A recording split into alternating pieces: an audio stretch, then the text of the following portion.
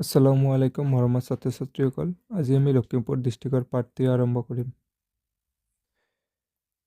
Question number 32, যদি ত্ৰিভুজ ABCৰ C কোণ 90 degree আৰু tan A is equals to 1, তেন্তে 2 sin A cos A ৰ মান হ'ব।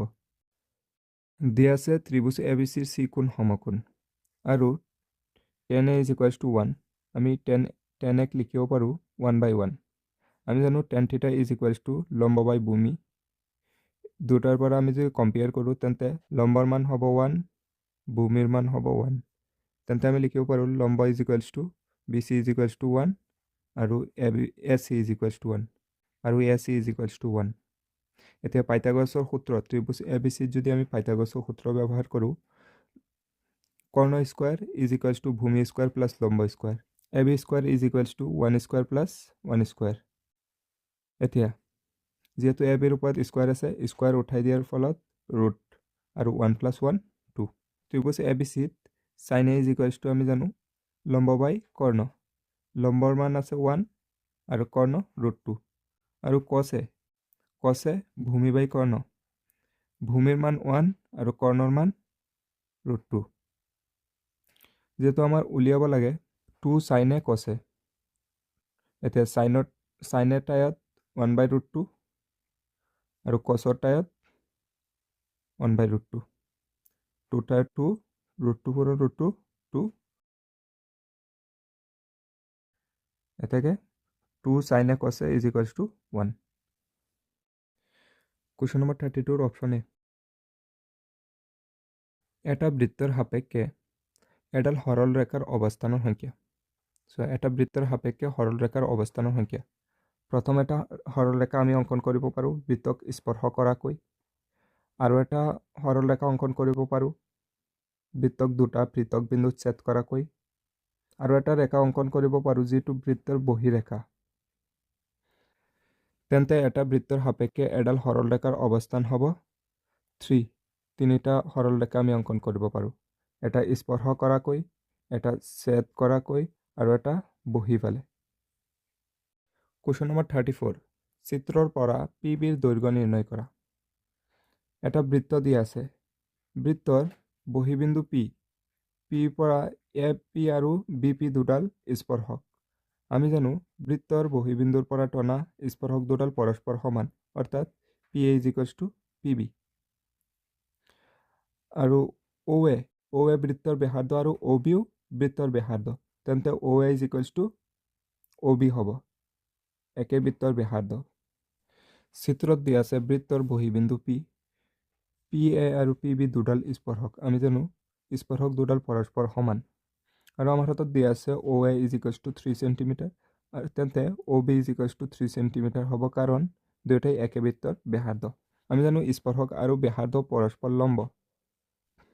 এতিয়া ত্ৰিভুজ OPA আৰু ত্ৰিভুজ OPBত আমি পাম PA is equals two PB, যিহেতু বৃত্তৰ বহিবিন্দু P আৰু বৃত্তৰ বহিবিন্দুৰ পৰা টনা স্পৰ্শক দুডাল পৰস্পৰ সমান, আৰু OA is equals two OB একে বৃত্তৰ ব্যাসাৰ্ধ, আৰু OP is equals two OP সাধাৰণ বাহু। তেন্তে ত্ৰিভুজ দুটা সৰ্বসম। তেন্তে কোণ APO ইজ ইকুৱেলছ টু কোণ BPO, কোণ APO 30 degree is equals two কোণ BPO 30 ডিগ্ৰী হ'ব। তেন্তে ত্ৰিভুজ POB ত্ৰিভুজত যদি আমি tan θ ব্যৱহাৰ কৰোঁ, আমি যিহেতু tan θ লম্ব বাই ভূমি, ইয়াত লম্ব আছে OB আৰু ভূমি আছে PB, তেন্তে আমি লিখিব পাৰোঁ লম্ব OB আৰু ভূমি PB। এতিয়া tan θ 30 degree, tan 30 degree is equals two OP 3 সেণ্টিমিটাৰ আৰু BP উলিয়াব লাগে। এতিয়া tan 30 ডিগ্ৰী মানে 1/√3।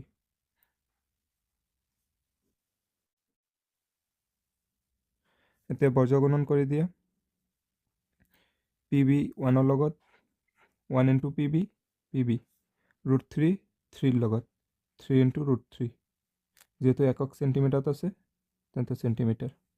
PB is equals to 3√3 centimetre শুদ্ধ উত্তৰ হ'ব option D 3√3 centimetre. Question number 35 চিত্ৰত পি কিউ আৰু পি আৰ কেন্দ্ৰীয় বৃত্তলৈ দুডাল স্পৰ্শক। পি কিউ আৰু পি আৰ কেন্দ্ৰীয় বৃত্তলৈ দুডাল স্পৰ্শক।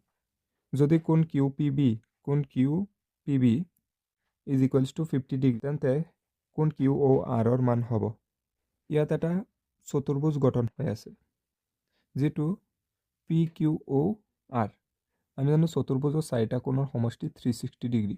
তেন্তে আমি লিখিব পাৰোঁ কোণ কিউ প্লাছ কোণ পি প্লাছ কোণ আৰ প্লাছ কোণ অ' ইজ ইকুৱেলছ টু 360 ডিগ্ৰী। এতিয়া কিউ কোণৰ মান 90 ডিগ্ৰী যিহেতু সমকোণ 90 ডিগ্ৰী। পি কোণৰ মান 50 ডিগ্ৰী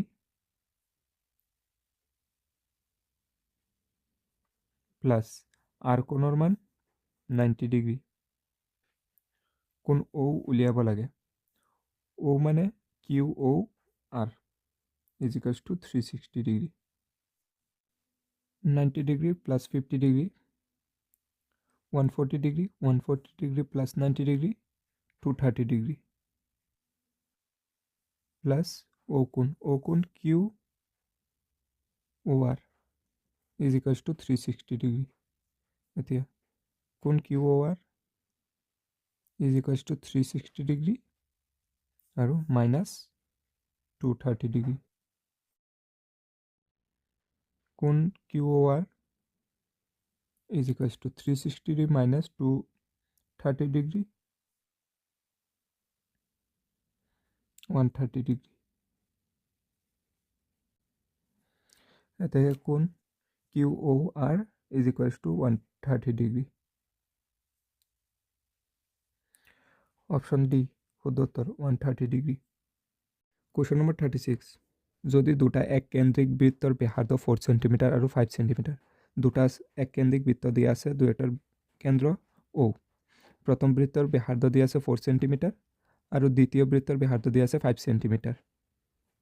তেন্তে এটা বৃত্তক স্পৰ্শ কৰা আনটো বৃত্তৰ আটাইবোৰ জিয়াৰ দৈৰ্ঘ্য। ইয়াত কৈছে এটা বৃত্তৰ জিয়াই আনটো বৃত্তক স্পৰ্শ কৰা আটাইবোৰ জিয়াৰ দৈৰ্ঘ্য ওলাব লাগে। তাৰমানে প্ৰথম যিটো বৃত্ত আছে এইটো বৃত্তক স্পৰ্শ কৰাকৈ ডাঙৰ বৃত্তৰ জিয়াৰডালৰ দৈৰ্ঘ্য। সৰু বৃত্তক স্পৰ্শ কৰাকৈ ডাঙৰ বৃত্তৰ আটাইবোৰ জিয়াৰ দৈৰ্ঘ্য উলিয়াব দিছে। তুমি সৰু বৃত্তক স্পৰ্শ কৰাকৈ ডাঙৰ বৃত্তৰ জিয়া তুমি ওপৰত অংকন কৰিলেও যিমান দৈৰ্ঘ্য আহিব ছাইডত অংকন কৰিলেও ইমান আহিব। তুমি যিকোনো ছাইডত অংকন কৰা দৈৰ্ঘ্য চেমি আহিব। তেন্তে আমি এটা জিয়াৰ দৈৰ্ঘ্য ওলালে বাকীকেইটা দৈৰ্ঘ্য একে বুলি কৈ দিম। এতিয়া আমাৰ হাতত দিয়া আছে ডাঙৰ বৃত্তৰ ব্যাসাৰ্ধ 5 সেন্টিমিটাৰ সৰু বৃত্তৰ ব্যাসাৰ্ধ 4 সেন্টিমিটাৰ। আমি জানো বৃত্তৰ স্পৰ্শকে আৰু ব্যাসাৰ্ধ পৰস্পৰ লম্ব। তেন্তে ডি কোণ 90 ডিগ্ৰী হ'ব। ডি কোণ যদি 90 ডিগ্ৰী হয় ত্ৰিভুজ অ' এ ডি এটা সমকোণী ত্ৰিভুজ। তেন্তে আমি ইয়াত পাইথাগোৰাছৰ সূত্ৰ ব্যৱহাৰ কৰিলে আমাৰ হাতত লম্ব দিয়া আছে 4 সেন্টিমিটাৰ আৰু কৰ্ণৰ দিক দিয়া আছে 5 সেন্টিমিটাৰ। তেন্তে ভূমিৰ দিশ হৈ যাব 3 সেন্টিমিটাৰ। আমি ওলাব পাৰোঁ ভূমি স্কোৱাৰ ভূমি হৈছে A D is equals to √/, কৰ্ণ স্কোৱাৰ কৰ্ণ হৈছে 5ৰ স্কোৱাৰ 25 মাইনাছ লম্ব স্কোৱাৰ মানে 16। এতিয়া 25 মাইনাছ 16 9 ইজ ইকুৱেলছ টু 9ৰ √3। এতিয়া এ ডিৰ মান 3 পাইছোঁ তেন্তে বি ডিৰ মানো 3 হ'ব। তুমি এতিয়া অ' বি যদি সংযোগ কৰি দিয়া তেন্তে অ' ডি বি আৰু এটা সমকোণী ত্ৰিভুজ হ'ব। ইয়াৰ কৰ্ণ হ'ব 5 সেন্টিমিটাৰ আৰু ইয়াৰ লম্ব হ'ব 4 সেন্টিমিটাৰ। তেন্তে ভূমিৰ দৈৰ্ঘ্য 3 সেন্টিমিটাৰ হৈ যাব। তেন্তে ইয়াৰ পৰা এইখিনি যদি 3 হয় আৰু ইয়াৰ পৰা এইখিনি 3 দুটা প্লাছ কৰি দিয়া এ বিৰ দৈৰ্ঘ্য ওলাই যাব। এ বি হৈছে বৃত্তৰ জিয়া 3 + 3 6 জিয়াৰডালৰ দৈৰ্ঘ্য হ'ব 6 centimetre. Question number 36 option B 6 centimetre. Question number 37 যদি এটা বৰ্গ আৰু এটা বৃত্তৰ পৰিসীমা সমান হয় তেন্তে কালিৰ অনুপাত হ'ব। প্ৰশ্নত দি আছে এটা বৰ্গ আৰু এটা বৃত্তৰ পৰিসীমা সমান তেন্তে সিহঁতৰ কালিৰ অনুপাত উলিয়াব লাগে। এতিয়া ধৰা হ'ল বৰ্গৰ বাহুৰ দৈৰ্ঘ্য L আৰু বৃত্তৰ ব্যাসাৰ্ধ R। এতিয়া বৰ্গৰ পৰিসীমাৰ সূত্ৰ 4L আৰু বৃত্তৰ পৰিধি 2πr। যেহেতু দুয়োটা সমান বুলি কৈছে আমি ইকুৱেল লিখিব পাৰোঁ। এতিয়া 4L is equals to 2 into পাইৰ মান 22/7 আৰু R ৰ R। এতিয়া ইয়াৰ পৰা আমি R কেলকুলেট কৰিম। 4L 7 আহি ইয়াত মাল্টিপ্লাই হৈ যাব আৰু 2 ডিভাইডত আৰু 22 ডিভাইডত ইজ ইকুৱেলছ টু R। এতিয়া 2 দি 4ক কেঞ্চেল কৰি দিয়া 2 বাৰ, আকৌ 2 দি 22ক কেঞ্চেল কৰি দিয়া 11 বাৰ। এতিয়া ইয়াত থাকিব 7 ইনটু L 7L ডিভাইড বাই 11। R ৰ মান হ'ব 7L ডিভাইড বাই 11। এতিয়া যিহেতু দুয়োটাৰ পৰিসীমা সমান আছিলে তেন্তে আমি ইয়াৰ পৰা কেলকুলেট কৰিলোঁ R is equals two 7L/11। এতিয়া আমাৰ কালিৰ অনুপাত উলিয়াব লাগে। যেহেতু কৈছে প্ৰথমতে বৰ্গ তাৰপিছতে বৃত্ত বুলি কৈছে তেন্তে প্ৰথমতে বৰ্গৰ কালি ডিভাইড বাই বৃত্তৰ কালি। বৰ্গৰ কালি L স্কুৱাৰ আৰু আমি জানো বৃত্তৰ কালি πr স্কুৱাৰ।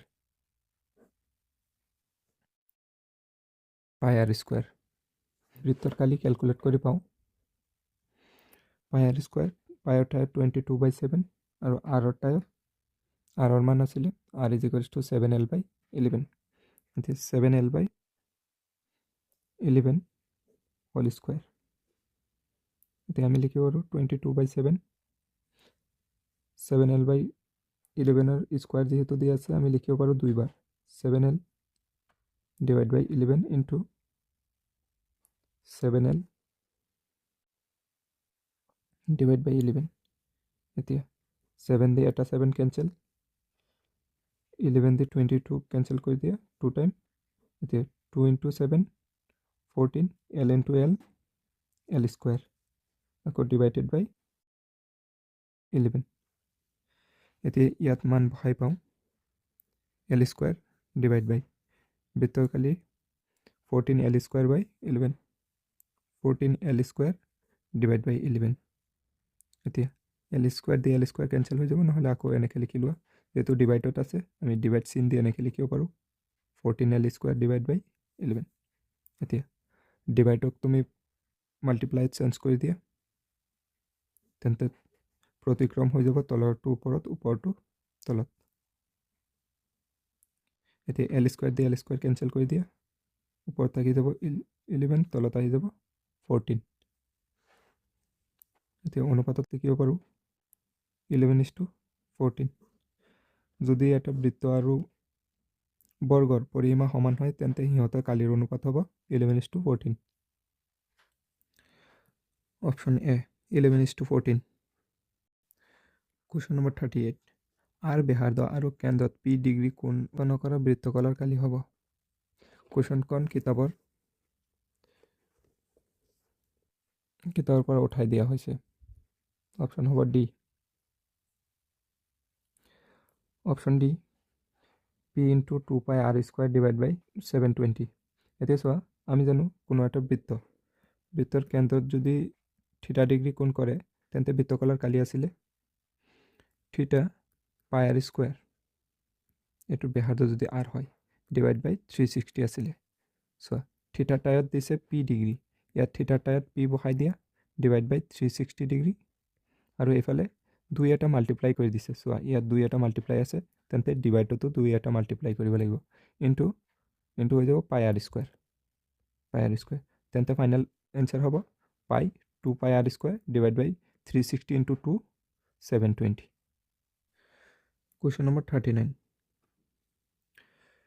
এটা গোটা শংকুত থকা মুঠ তলৰ সংখ্যা, মানে এটা গোটা শংকুৰ মুঠ তলৰ সংখ্যা কিমান? এটা শংকু এটাত এটাহে তল থাকে তেন্তে তলৰ সংখ্যা কিমান হ'ব? 1।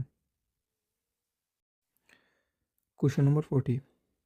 একে ভূমি ব্যাসাৰ্ধ আৰু একে উচ্চতা বিশিষ্ট এটা চুঙা আৰু শংকুৰ আয়তনৰ অনুপাত তেন্তে চুঙা আৰু শংকুৰ আয়তনৰ অনুপাত কি হ'ব? আমাৰ হাতত দিয়া আছে চুঙা আৰু শংকুৰ দুয়োটাৰে উচ্চতা আৰু ব্যাসাৰ্ধ সমান। দুয়োটাৰে ব্যাসাৰ্ধ যদি চুঙাৰ ব্যাসাৰ্ধ r তেন্তে শংকুৰ ব্যাসাৰ্ধ r। যদি চুঙাৰ উচ্চতা h তেন্তে শংকুৰ উচ্চতাও h। তেন্তে উলিয়াব লাগে বেলন আৰু শংকুৰ আয়তনৰ অনুপাত।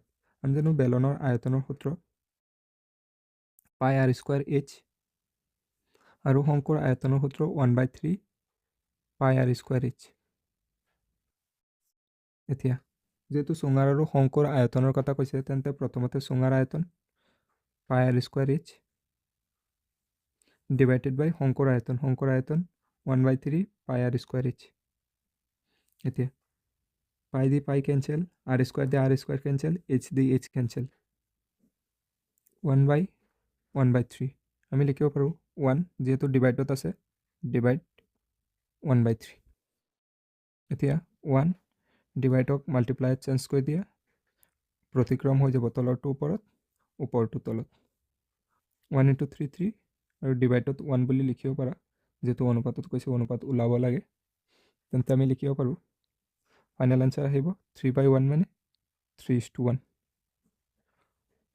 আৰু এটা কথা মন কৰিবা কুৱেশ্যনটো অকণমান ঘূৰাই দিব পাৰে কেতিয়াবা শংকুৰ আয়তন প্ৰথমতে ক'ব চুঙাৰ আয়তন পিছত ক'ব তেন্তে হৈ যাব 1:3 হৈ যাব। মনত ৰাখিবা কুৱেশ্যনটো আহি আছে কেইবাটা দৃষ্টিগত পোৱা গৈছে। চুঙা আৰু শংকুৰ আয়তনৰ অনুপাত 3:1 অপশ্যন ডি। কুৱেশ্যন নম্বৰ 41 যদি 48 সেন্টিমিটাৰ স্কোয়াৰ পৃষ্ঠকালিৰ এটা গোলকক সমানে দ্বিখণ্ডিত কৰি পোৱা অৰ্ধগোলক দুটাৰ মুঠ পৃষ্ঠকালি হ'ব। আমাৰ হাতত দিয়া আছিলে এটা গোলক দিয়া আছে গোলকক সমানে দুটা ভাগত ভাগ কৰা হৈছে। এতিয়া সুধিছে এই দুটা অৰ্ধগোলকৰ মুঠ পৃষ্ঠকালি কিমান হ'ব।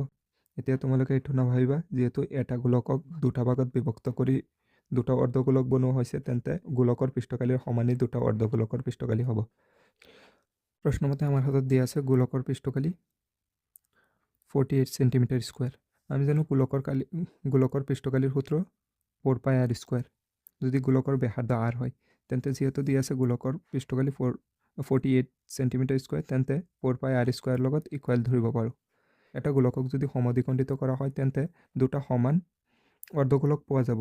এতিয়া আমি জানো অৰ্ধগোলকৰ কালিৰ সূত্ৰ আছিলে 2 পাই r স্কোয়াৰ 2 পাই r স্কোয়াৰ তেন্তে ইয়াতো অৰ্ধগোলক দুটা অৰ্ধগোলক পোৱা গৈছে তেন্তে 2 পাই r স্কোয়াৰ হ'ব।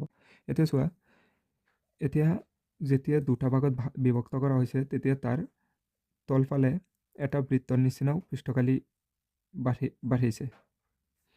এতিয়া আমি উলিয়াব লাগে অৰ্ধগোলক দুটাৰ মুঠ পৃষ্ঠকালি। অৰ্ধগোলকৰ পৃষ্ঠকালি হৈছে 2 পাই r স্কোয়াৰ আৰু অৰ্ধগোলকৰ মুঠ পৃষ্ঠকালি হৈছে 2 পাই r square plus r square. যেহেতু অৰ্ধগোলকৰ যিটো তলফালে এটা বৃত্তৰ নিচিনা লাগি আছে তেন্তে বৃত্তৰ কালিৰ সমান ইয়াতো একেধৰণে হ'ব পাই r স্কোয়াৰ। এতিয়া চোৱা তোমালোকে ইয়াৰ পৰা r ৰ মান ওলাই ক্যালকুলেট কৰিব পাৰা কিন্তু বহুত ডাঙৰ হৈ যাব। এতিয়া আমি ইয়াত মুঠ পৃষ্ঠকালি কি হ'ব অৰ্ধগোলক দুয়োটা গোটেইখিনি প্লাছ কৰি দিম। গোটেইখিনি প্লাছ কৰিলে হ'ব ইয়াত 2 পাই r স্কোয়াৰ প্লাছ ইয়াত আকৌ প্লাছ কৰি নিদিবা পাই r স্কোয়াৰ আকৌ প্লাছ 2 পাই r স্কোয়াৰ প্লাছ পাই r স্কোয়াৰ। এতিয়া 2 পাই r স্কোয়াৰ আৰু 2 পাই r স্কোয়াৰ ইয়াত হৈ যাব 4 পাই r স্কোয়াৰ। সো 4 পাই r স্কোয়াৰৰ মান আমাৰ হাতত আছে।